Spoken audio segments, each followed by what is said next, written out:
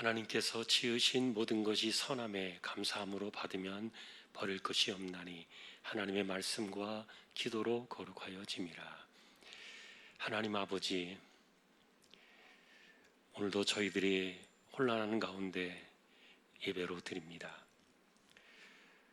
우리의 예배와 그리고 또 영상으로 참여하는 모든 분들의 예배 현장에 하나님께서 함께 하셔서 은혜를 주시고 또 임재하셔서 영광을 받으시기를 소망합니다. 이 땅을 바라보면서 마음이 많이 무겁습니다. 긍휼히 여겨주셔서 속히 안정되게 하시고 이 모든 일들이 자리를 잡을 수 있도록 은혜를 더하여 주시기를 소망합니다. 오늘도 예배하는 이 날인데 흩어진 우리의 모든 마음들을 하나님께서 붙들어 주시고 또한 하나가 되게 하시고 하나님을 바라보며 주목하는 거룩한 날이 되게 하여 주옵소서. 이 시간도 예배를 주장해 주시기를 의탁하오며 존귀하신 예수 그리스도의 이름으로 기도하옵나이다. 아멘.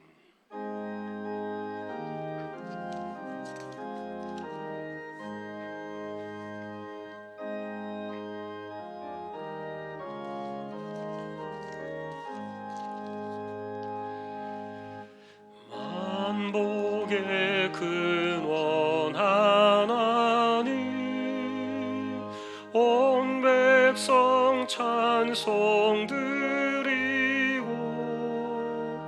저 천사여 찬송하세 찬송 성부 성자 성령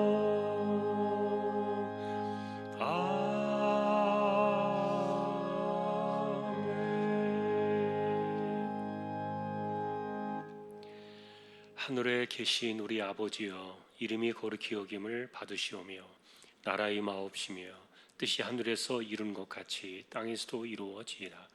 오늘날 우리에게 일용할 양식을 주옵시고 우리가 우리에게 죄 지은 자를 사하여 준 것 같이 우리 죄를 사하여 주옵시고 우리를 시험에 들게 하지 마옵시고 다만 악에서 구하옵소서.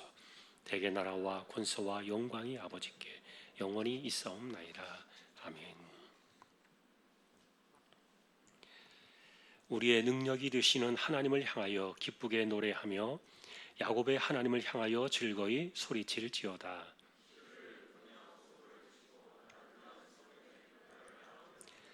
초하루와 보름과 우리의 명절에 나팔을 불지어다. 하나님이 애굽 땅을 치러 나아가시던 때 요셉의 족속 중에 이를 증거로 세우셨도다. 이르시되 내가 그의 어깨에서 짐을 벗기고 네가 고난 중에 부르짖음에 내가 너를 건졌고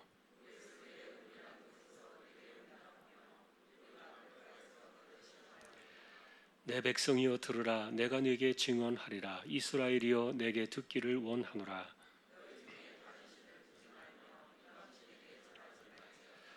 나는 너를 애굽 땅에서 인도하여 낸 여호와 네 하나님이니 네 입을 크게 열라. 내가 채우리라 하였으나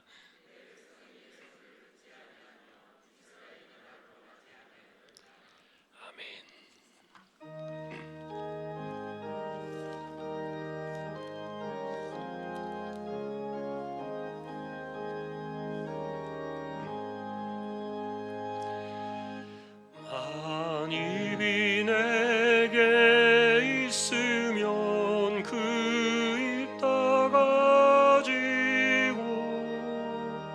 내 구주 주시는 총을 늘 찬송하겠네. 내 은혜로 신 하나님 날 도와주시고 그 크신 영광 널리 펴달게 하소서. 내 주의 귀한 이름이 날 위로하시고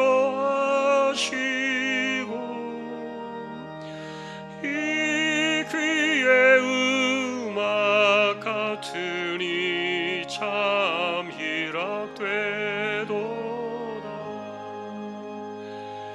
내 죄의 권세 깨뜨려 그 결박 푸시고 이 추한 마음을 비로소 고청케 하셨네.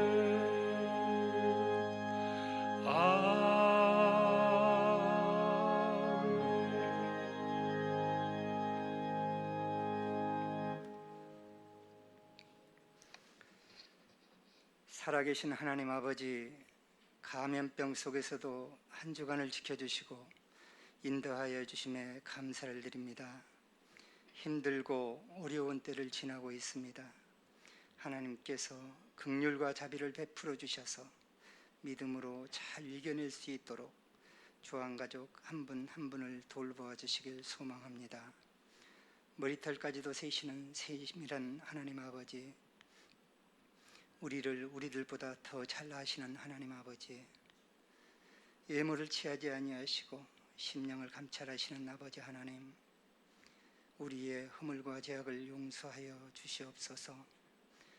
이웃과 형제를 사랑하지 못한 것도 용서해 주시고, 주님 앞에 기도하지 못하고 헌신하지 못한 것도 용서하여 주시옵소서. 이 모양으로 여기까지 인도하신 것도 주님이신데 더 갖기 위해 발버둥치며 욕심 부렸던 것도 용서하여 주시옵소서. 믿는 자로서 구별된 삶을 살지 못한 것도 용서하여 주시옵소서. 돌아보면 모두가 허물과 죄악뿐인 우리의 모습입니다. 그런 우리를 살리기 위해 모진 멸시와 조롱을 받고 채찍에 맞아 살점이 찍히는 아픔을 참아내셨습니다. 성갑 아래 못이 박히는 끔찍한 아픔을 이겨내셨습니다. 창에 찔린 옆구리에 물과 피를 다 쏟으면서까지 우리를 사랑하셨는데 지금의 우리는 너무도 부족합니다. 우리의 연약함과 믿음 없음을 불쌍히 여기시고 이미 도 주셨던 은혜들을 회복할 수 있도록 다시 한번 힘을 더해 주시길 기도합니다. 이 땅에 만연한 집단적 이기주의로 인해 혼란과 분열이 도를 넘고 있습니다.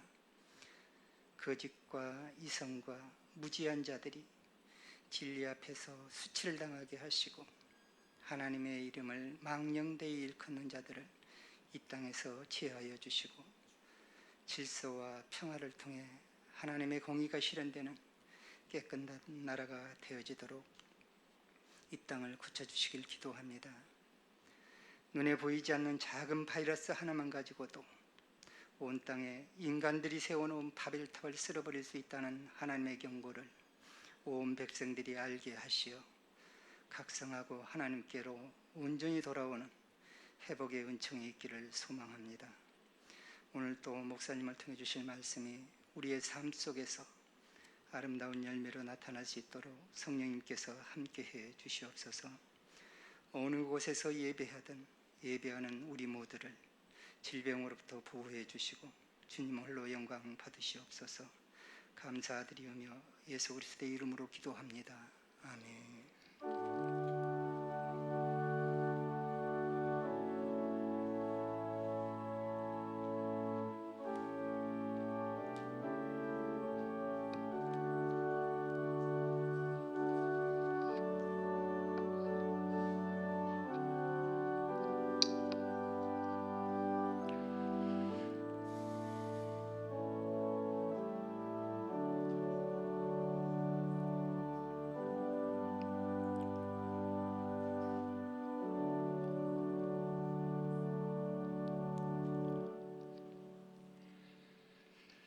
이제 오늘 주실 하나님 말씀 함께 봉독하겠습니다. 오늘은 예레미야 39장이 되겠습니다.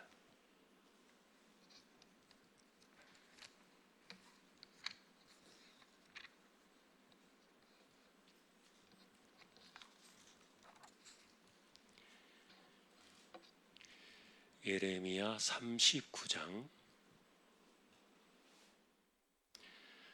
4절에서 10절까지 교독을 하겠습니다. 유다의 시드기야 왕과 모든 군사가 그들을 보고 도망하되 밤에 왕의 동산길을 따라 두 담 셋문을 통하여 성읍을 벗어나서 아라바로 갔더니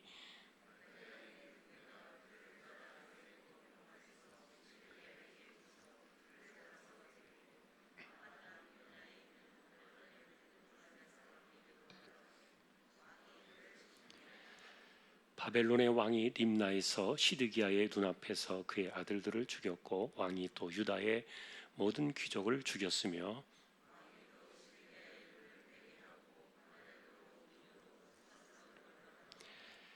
갈대아인들이 왕궁과 백성의 집을 불사르며 예루살렘 성벽을 헐었고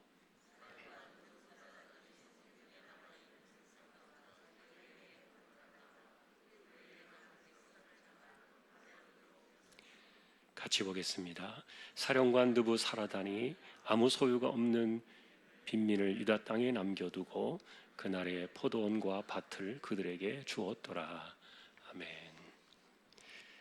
예, 교회 소식 말씀을 드립니다. 수보 12쪽 같이 보아주시기를 바랍니다. 이번 주 성경 읽기는 예레미야 45장에서 에스겔 9장까지가 되겠습니다. 특별히 코로나 때문에 정부의 또 많은 염려, 또 방역하는 분들의 또 여러 가지 방침들 이런 것들이 있어서 저희가 많이 마음이 또 무겁기도 하고 또 불편하기도 하고 그렇습니다. 그러나 이제 최소한 여러분들이 이 코로나 시대에 다 위험한 시대를 살고 있기 때문에 어느 것 하나 사실 우리가 무시할 수 있는 이야기는 없고요. 최선을 다해서 방역 수칙을 지키는 거 꼭 필요한 시대라고 봅니다. 마스크 반드시 착용하시고 또 거리두기 하시고 그리고 교회에서는 이제 모든 모여서 음식을 섭취하는 것은 일체 금지가 됩니다. 개인이 뭐 드시는 건 상관없지만 같이 모여서 차도 드시면 안 되고 어쨌든 모인 상태에서 마스크를 벗는 일들이 없도록 그렇게 해주시고요. 그리고 손을 씻기와 또 악수 금지하고 또 당분간은 예배가 끝나고 나가실 때도 질서 있게 그냥 좀 천천히 이렇게 나가시면 좋겠습니다. 제가 당분간은 예배 끝나고 앞에 나가서 인사하던 것도 생략을 하겠습니다. 그래서 저도 예배 끝나면 바로 밑으로 그냥 무용실로 내려갈 테니까 여러분들 이렇게 이해하시고 그리고 지금 찬양대와 그리고 예배 전 찬양이 다 지금 중지가 되었습니다. 그래서 예배 시간은 전체적으로 제 생각에는 20분에서 30분 정도 좀 단축이 될 겁니다. 저도 설교하는 시간도 좀 줄였고요. 그래서 예배가 끝나면 그냥 안전하게 바로 집으로 다 돌아가시면 좋겠습니다. 그래서 모든 시간들은 이제 예배 전 찬양이 없기 때문에 정시에 예배가 바로 진행이 됩니다. 참조하시면 좋겠습니다. 그리고 코로나 안장할 때까지 뭐 그동안에도 그렇게 했습니다만 영상으로 가정에서 드릴 수 있도록 실시간 영상 예배가 동시에 또 진행이 됩니다. 또 참조하시면 되겠습니다. 그리고 성경연구원 2학기 개강도 일단 코로나 안정될 때까지 연기하고 시간을 봐서 저희가 다시 개강을 하도록 그렇게 하겠습니다. 그리고 지난주 중에 두산 위브 더 파크 그 아파트에 이사하신 가정이 3가정 있습니다. 참조해 주시고요. 공미의 집사님, 모친 이철옥 권사님 지난주 장례가 있었습니다. 또 위로의 교제 나누시기 바랍니다. 이번 주 휴가 교육자들 확인해 주시고요. 그리고 어제까지 적립된 낙헌 예물은 1억 6,768만 5,691원 9.32% 적립이 되었습니다. 하나님께 다시 한번 그리고 여러분들께 감사를 드립니다. 오늘 아래 광고는 신성정밀 문순태 집사님 사업장 소개되고 있습니다. 기도해 주시기 바랍니다. 다른 소식들은 주보를 보아주시면 되겠습니다. 이제 하나님 앞에 예물을 드리는 시간입니다. 정성껏 준비하신 예물을 하나님께 드리겠습니다.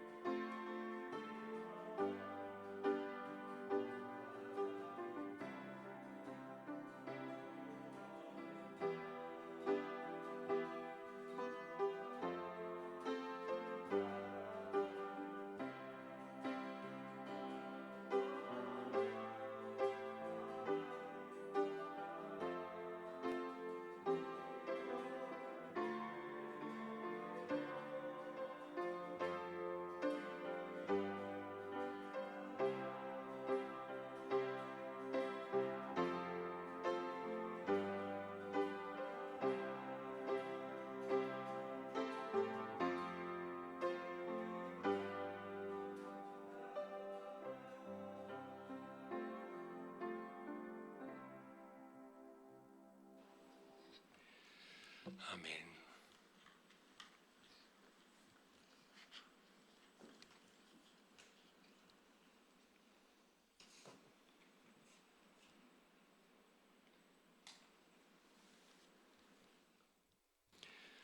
하나님이 세워주신 구역의 식구들을 기억해 주시고 이 세대 속에서 믿음 가운데 굳건히 세워져 가며 또 신실하게 하나님이 주신 은혜로 가정이 평안하게 세워져 가는 복 있는 가정들 다 되게 하여 주옵소서.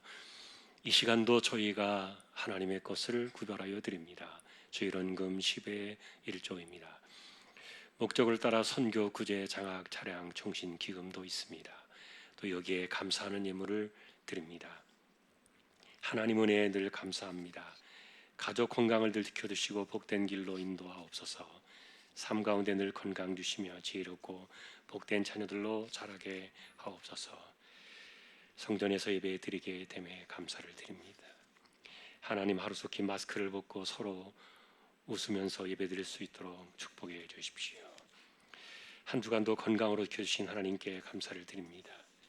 하나님 사랑합니다. 항상 저희 가족 붙들어 두시고 어디에 있든지 무엇을 하든지 영역으로 강건한 믿음으로 승리하도록 인도해 주십시오. 하나님 은혜에 감사합니다. 간절히 소망하고 끼는 사랑하는 김명화 딸 하나님의 자녀 되기를 기원하며 영광을 돌립니다. 하나님께 기도를 드립니다. 오늘도 중심을 보시는 하나님, 우리의 심령들을 긍휼히 여겨주시고 특별히 이 감염의 시대에 많은 일들이 멈추어 서야 하고 또다시 어려움 속에 우리가 빠져들고 있지만 하나님께서 붙들어 주셔서 언제나 이런 가운데도 살 길을 열어두시고 우리의 숨이 막히지 않도록 지켜두시고 하나님 붙들어 주셔서 열심히 믿음으로 살아가는데 이 세상을 이겨나가는, 이 혼란을 이겨나가는 저희들 모두가 다 되게 하여 주옵소서. 우리 하나님께서 붙드시는 그 은혜로 오늘도 살아가는 저희 모두가 되기를 소망하옵고 또 이 시간 저희가 이제 또 말씀 앞에 서려고 합니다. 부족한 종과 저희 모두를 말씀으로 인도하여 주옵소서. 존귀하신 예수 그리스도의 이름으로 감사하며 기도 올리옵나이다. 아멘.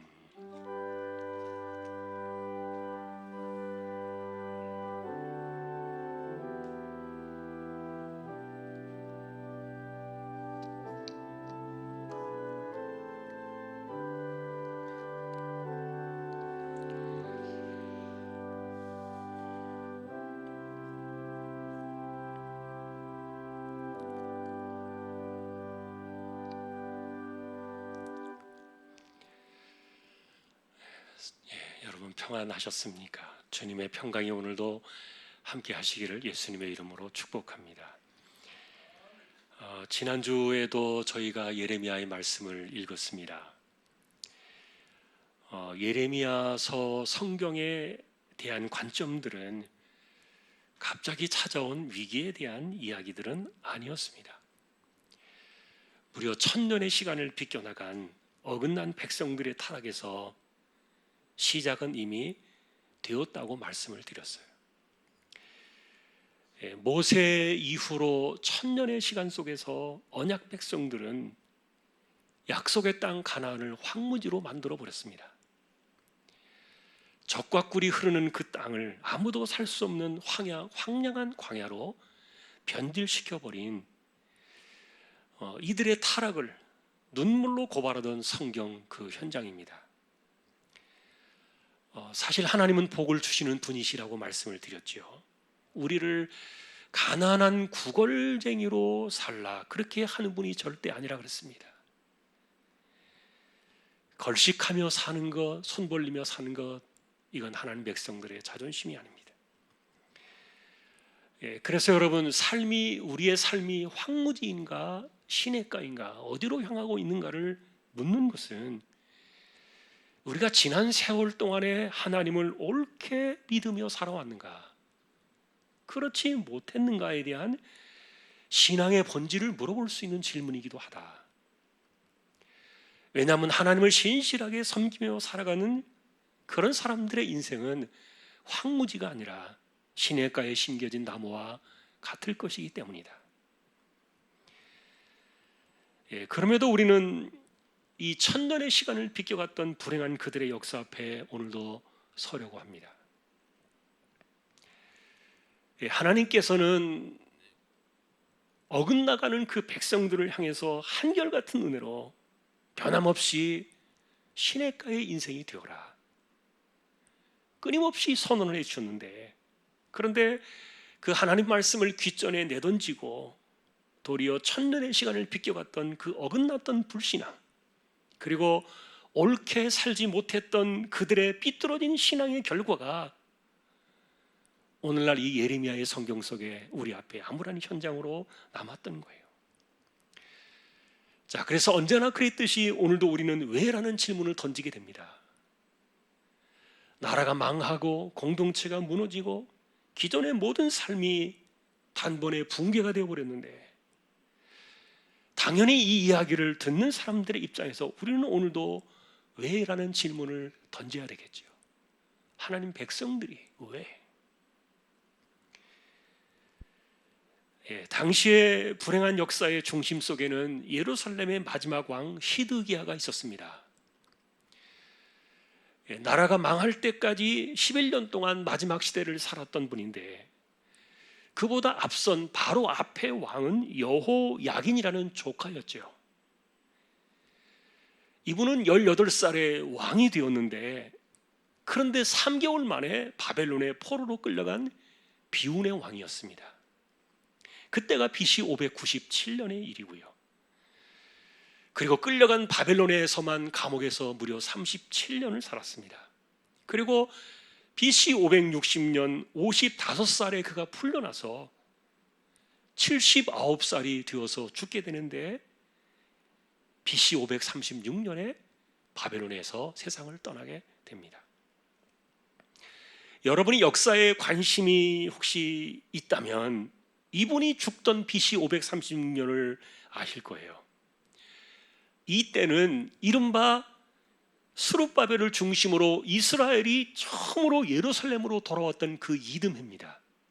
그리고 성전 건축을 위한 무너진 예배당을 다시 짓겠다고 기공 예배를 드렸던 바로 그 해예요.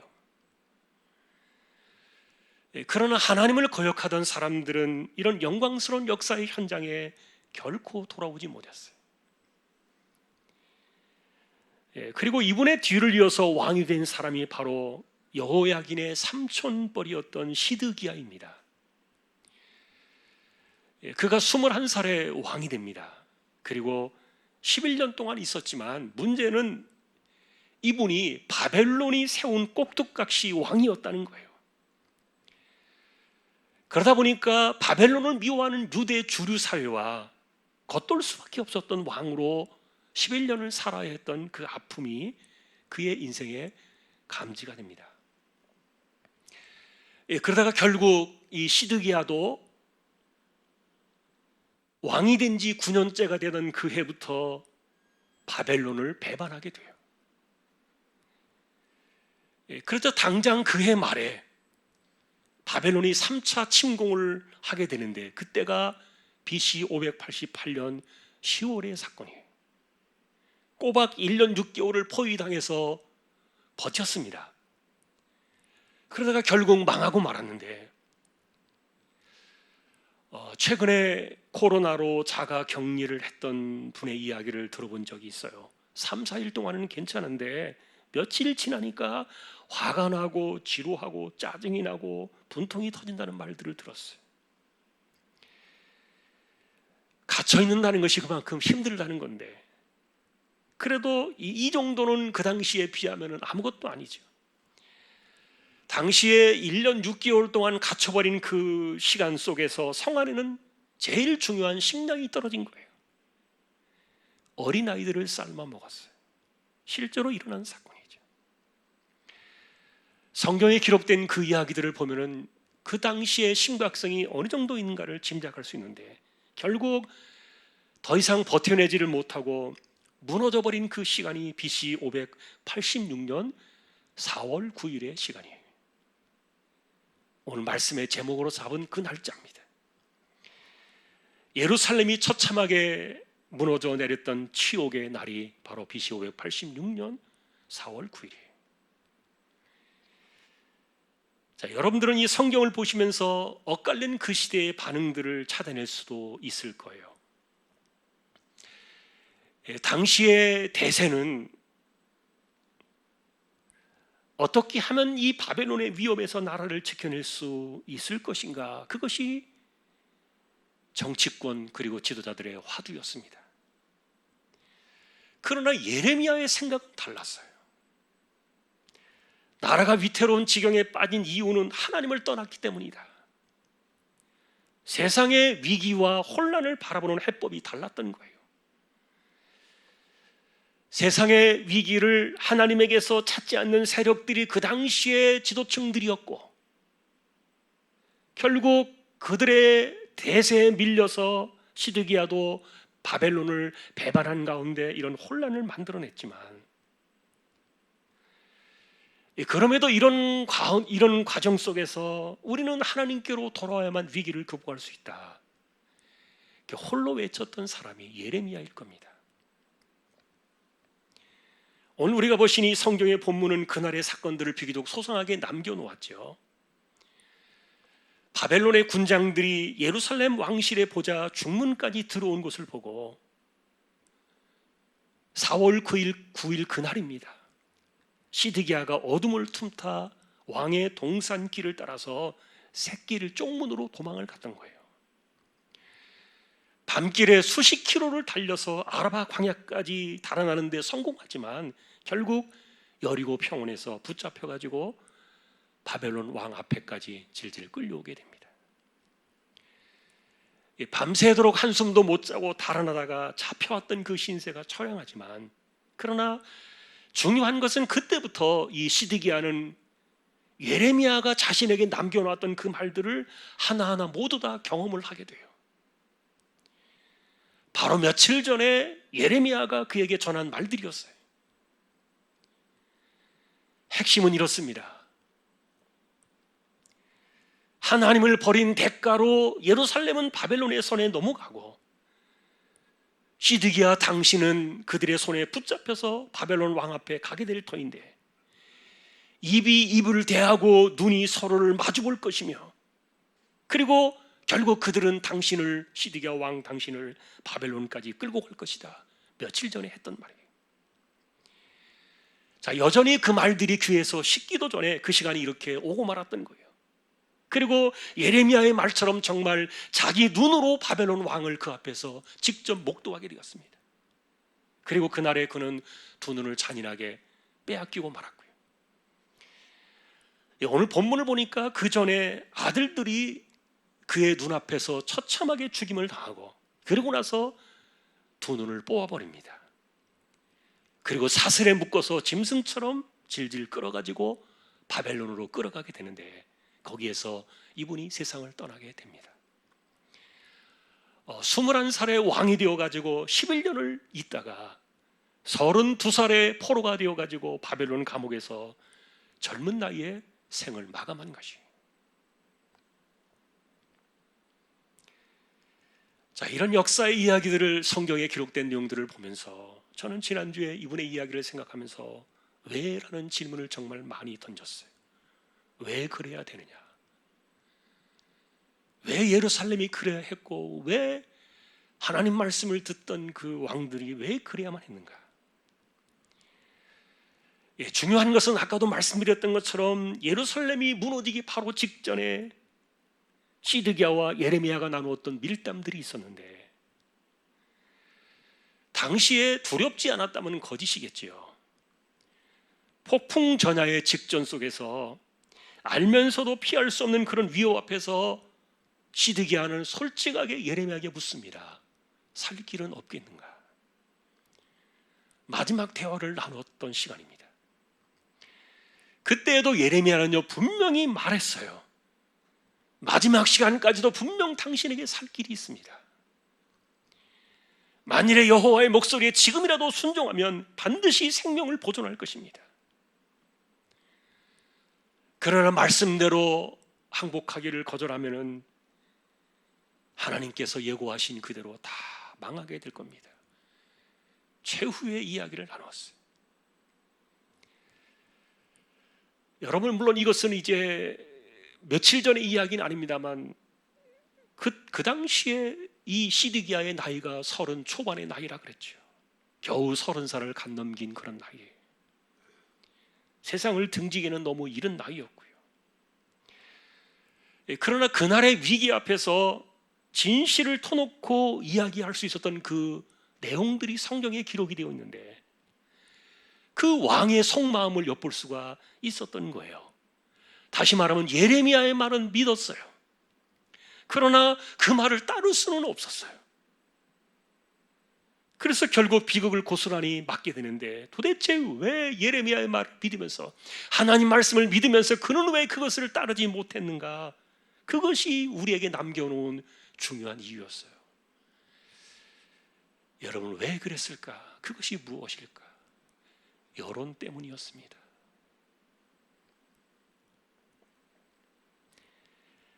그날에 남겨진 지난 아쉬움들이 38장에 기록이 되어 있는데요. 사실 그는 말씀의 길로 가고 싶어 했던 거예요. 그러나 내색을 못했어요.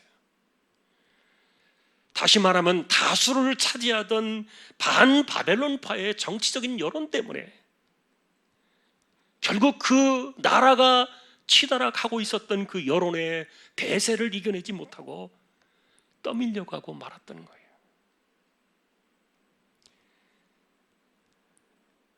이런 그 아픔의 비하인드 스토리가 파편처럼 우리에게 남아있어요. 여러분들은 여론을 앞세운 이 집단적인 생각들이 얼마나 무서운지 아실 거예요. 그 당시에도 여론에 반대하는 생각이나 말이나 행동을 하는 사람들이 있으면 가차없이 여론의 문매를 맞았을 뿐만 아니라 실제로 반역적 이상으로 내몰리는 그 힘 앞에서 시드기야조차 왕조차 굴복할 수밖에 없었던 거예요. 자, 그러면 여러분, 여론은 항상 옳은 것일까? 우린 이런 질문을 던지게 됩니다. 그 시대를 쓸고 지나가는 그 여론은 과연 하나님 앞에서 옳은 것인가? 누구로부터 나왔고 어디로 가고 있는 것인가? 우린 그런 것들을 생각하지 않을 수가 없는데, 예를 들면 여러분, 졸지에 우리 시대의 이 키워드는 코로나가 된 것 아실 거예요. 사실 우리나라가 가지고 있는 산적한 문제들이 적지 않아요. 북한의 핵 문제도 중요하고 경제 문제도 중요하고 부동산 문제도 중요하고 일자리 문제도 중요하고 산적한 것들이 적지 않아요. 그러나 코로나가 모든 것을 삼켜버렸어요. 또 코로나에만 집중할 수밖에 없는 이런 집단적인 분위기에 나라 전체가 함몰되어도 어쩔 수 없는 그런 상황으로 우리가 가라앉고 있어요. 그렇기 때문에 우리는 사실은 이런 상태를 바라볼 때 제가 광고에도 말씀드렸던 것처럼 중요한 것은 정말 이 코로나가 안정되어지도록 우리는 절대적으로 기도를 많이 해야 돼요. 이 코로나의 확산이 가라앉아야만 이 나라가 잘못된 길로 가지 않을 수도 있어요. 코로나가 확산되지 않도록 여러분 꼭 기도해 주시기를 바랍니다. 또한 여러분, 우리가 이 코로나를 생각할 때 이 코로나를 진두지휘하는 사람들에게 지혜를 주시도록 기도해야 돼요. 이분들이 이것을 가지고 만일에 잘못된 대처를 하게 되면 그 피해는 고스란히 우리에게 닿도록 합니다. 기도가 필요한 시대예요. 자, 사실은 당시에 시드기야 왕조차 거스를 수 없었던 그 여론을 좌우하던 집단적인 세력들, 그들이 정말 얼마나 중요한가, 그런 것들을 우리는 성경 속에서 인식을 하게 되는데, 예를 들면 여러분, 당시에 그들은 누구였습니까? 대제사장들이 그랬습니다. 관료들이 그랬습니다. 그리고 지켜야 될 재산이 많은 사람들이 그랬습니다. 빼앗길 수 없는 소유들이 좀 더 많이 가지고 있는, 그런 소유들을 좀 더 많이 가지고 있는 나라의 고위층이나 상류층의 사람들이 그 당시에 나라의 여론을 주도하던 소수의 집단 세력이었어요. 사실 그들 가운데 예레미야가 진짜 하나님의 종이다, 그리고 그가 전한 모든 것이 정말 하나님의 말씀이었다, 이것을 모르는 사람 아무도 없었어요. 그럼에도 불구하고 이 예레미야를 핍박하면서 수많은 죽음 속에 예레미야를 몰아넣으려고 했던, 그것은 그들의 어긋난 생각들이었는데, 그것이 그 어긋난 그 생각들이 여론을 주도하던 그들의 생각이었는데요, 간단하게 정리해보면 이렇습니다. 첫째는 예루살렘은 절대로 망할 수 없다, 과격한 신앙의식이 문제였어요. 예를 들면 여러분, 코로나가 우리 옆에 있어도 나는 절대로 비껴갈 것이다, 이렇게 말하는 이런 허황된 신앙이었죠. 또 다른 하나는 하나님 백성이 항복이라는 무릎을 꿇느냐, 이런 것은 정말 있을 수 없는 자존심이다. 그런데 결과적으로 이 둘은 다 틀렸어요. 하나님을 떠나버린 그 예루살렘은 아무런 의미가 없이 처참하게 망하고 말았고요. 그리고 그들이 내놓고 있었던 하나님 백성이라는 그 자존심은, 하나님을 떠나버린 사람들의 자존심은 이미 어린 자식들을 삶아 먹을 때 자존심은 다 떨어지고 말았어요. 그러니 문제는 그들이 그것을 고집할 것이 아니라 말씀 앞으로 하나님께로 돌아와야 했다는 거예요. 중요한 것은 생사의 갈림길을 결정하시는 분이 하나님이시라는 결론을, 단순한 결론을 그들은 버렸던 거예요. 이런 점에서 예레미야는 우리에게 과감한 주제 하나를 내놓게 됩니다. 하나님의 뜻이 여론은 아니라는 사실이에요. 세상을 흘러가는 대세나 세상의 흐름이나 세상을 삼켜버리는 이 거대한 담론들이 우리가 볼 때는 그 시대에 옳아 보인다 할지라도, 중요한 것은 하나님의 사람들은 하나님의 세미한 음성을 들어야 한다는 그런 교훈을 남겼어요. 불행하게도 당시의 여론은 하나님을 등지면 예루살렘도 망한다는 가장 큰 교훈을 남겼는데, 문제는 그들이 예레미야를 통해서 들려오던 그 하나님의 세미한 음성을 듣지 않았던 거예요. 그리고 그 나름대로의 여론을 주도해가면서 그것이 과연 하나님의 뜻인가에 대한 신앙적인 관점을 잃어버렸던 거예요.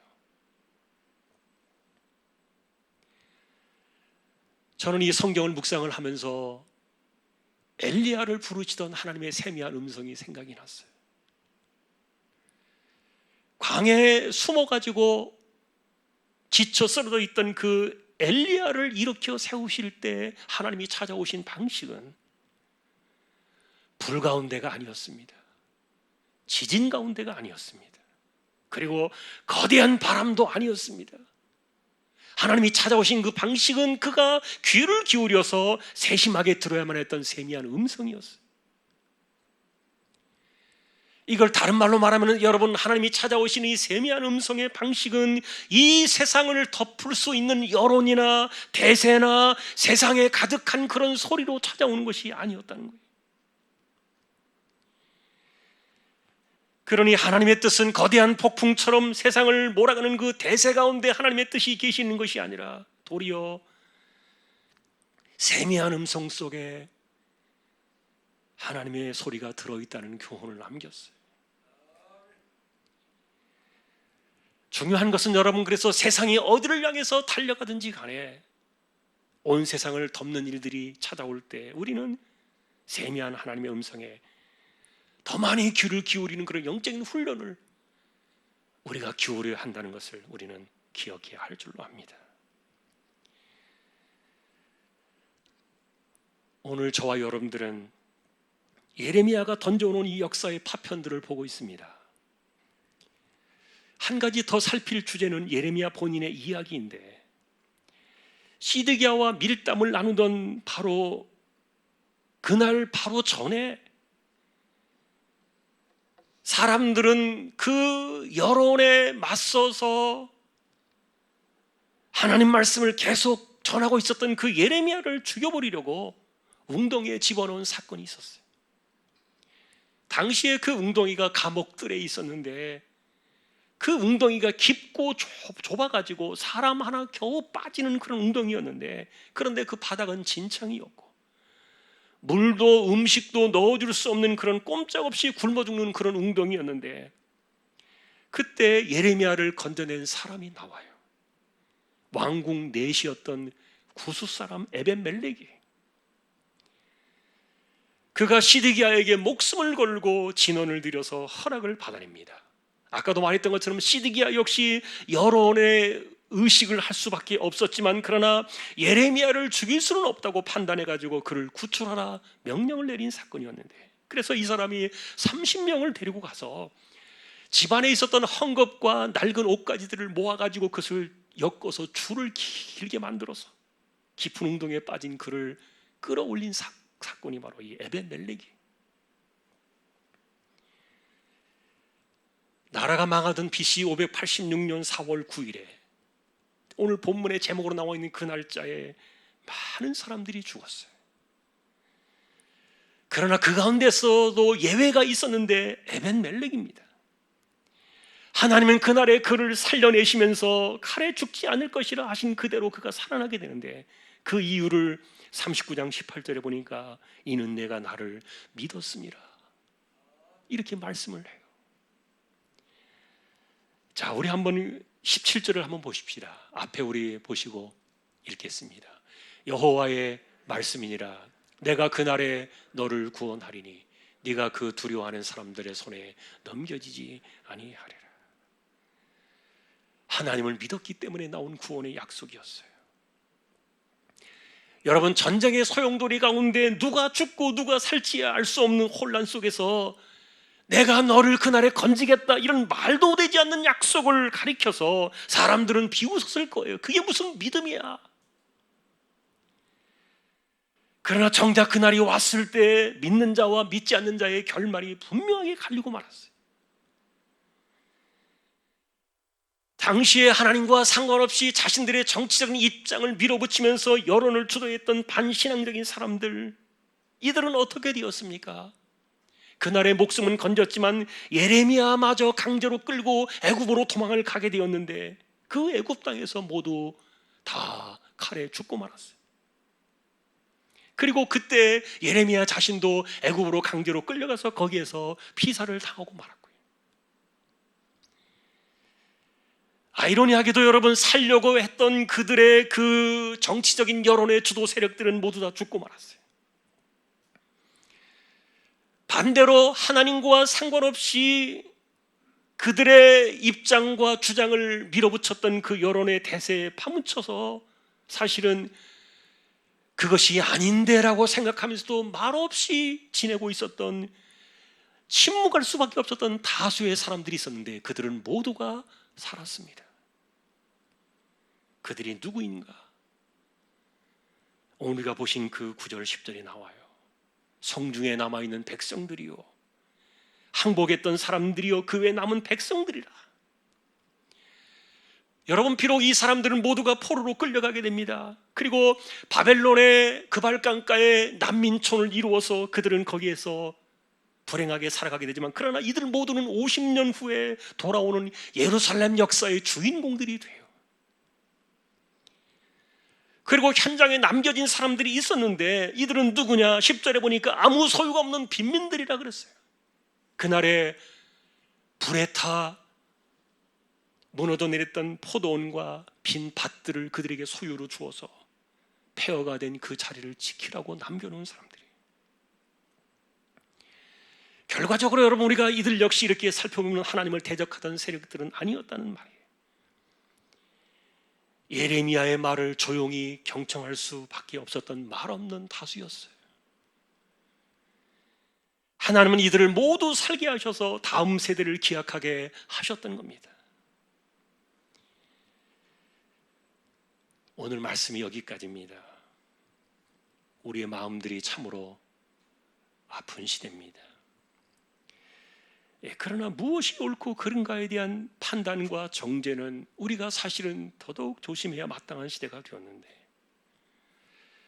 과격한 공격도 삼가야 되고, 또한 집요한 표적이나 보복하는 이런 일들도 없도록 우리는 기도를 해야 되겠죠. 중요한 것은 나라가 어려워지고 혼란이 거듭된다면 우리가 살펴야 될 일은 하나님께로 돌아가서 그분의 말씀과 뜻이 무엇인가를 헤아려야 한다는 거예요. 인간적인 노력과 헌신과 수고 정말 필요하겠지만, 그러나 세상에 참된 주권의 섭리가 하나님의 뜻에 달려있다는 것, 그것이 우리의 신앙인 줄로 압니다.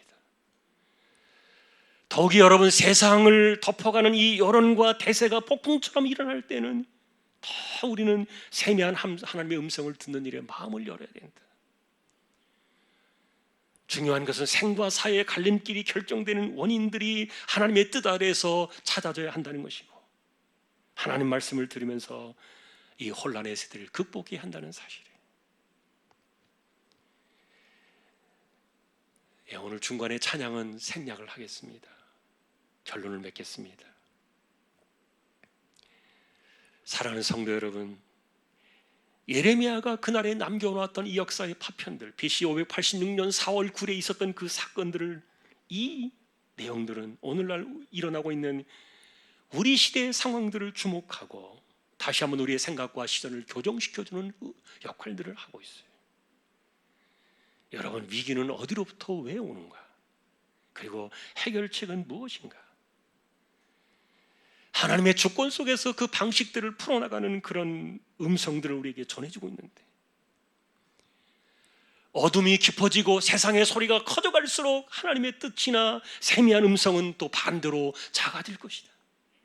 어쩌면 세상의 대세가 커질수록 하나님의 세미한 음성은 안 들릴 수도 있겠다.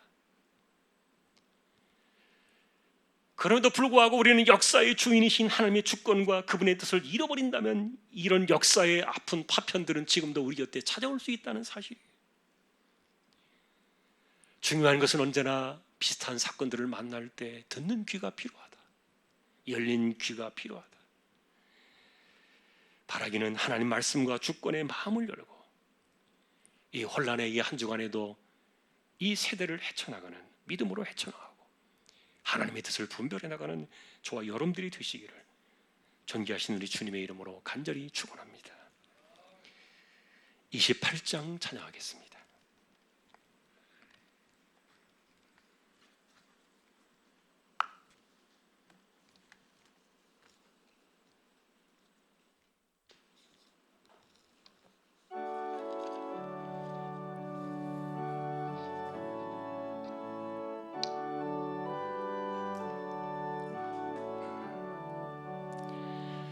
복의 근원 강림하사 찬송하게 하소서. 한량없이 자비하심 측량할 길 없도다. 천사들의 찬송가를 내게 가르치소서. 구속하신 그 사랑을 항상 찬송합니다. 주의 크신 도움받아 이때까지 왔으니 이와 같이 천국에도 이르기를 바라네. 하나님의 품을 떠나 죄에 빠진 우리를 예수 구원하시려고 보혈 흘려 주셨네. 주의 귀한 은혜 받고 일생 빚진 자 되네. 주의 은혜 사슬 되사 나를 주께 매소서. 우리 마음은 연약하여 범죄하기 쉬우니 하나님이 받으시고 천국인을 치소서. 아멘.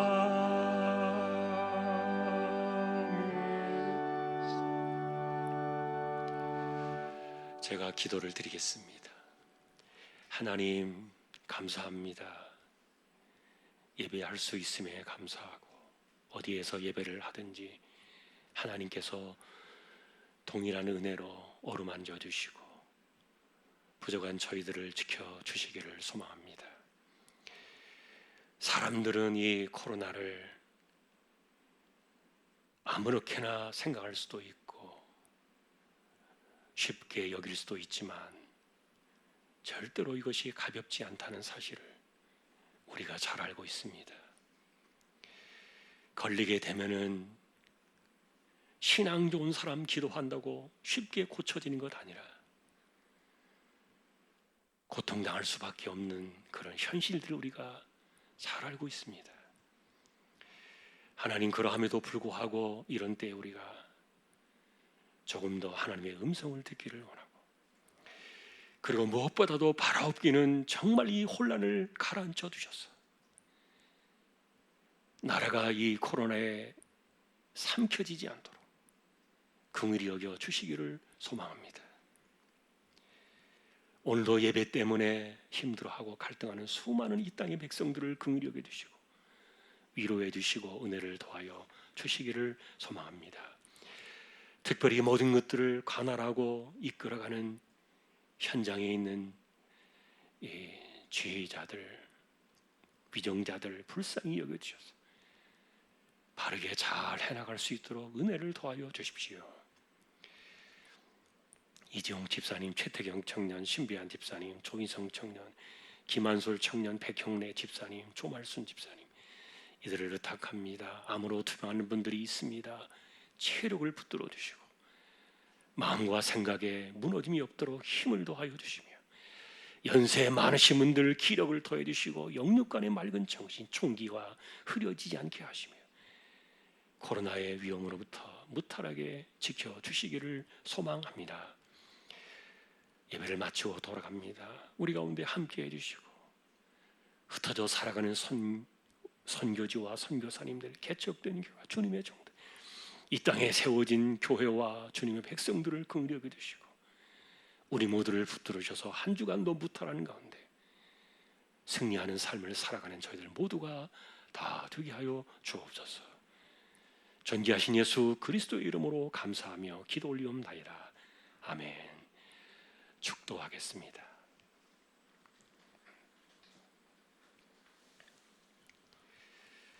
이제는 우리 주님 예수 그리스도의 은혜와 하나님 아버지의 사랑과 성령님의 감화, 감동, 위로, 인도, 교통, 충만하심이 예레미야가 남겨놓은 역사의 파편 속에서 하나님의 세미한 음성을 듣는 것이 시대를 거스르고 힘든 일이었지만 그것이 살 길이었음을 기억하며 언제나 하나님의 뜻을 헤아려 분별하며 진리 가운데 굳건히 서기를 원하는 우리 모든 심령들, 조항의 가족들 위해 이제로부터 영원까지 함께 있을지어다. 아멘.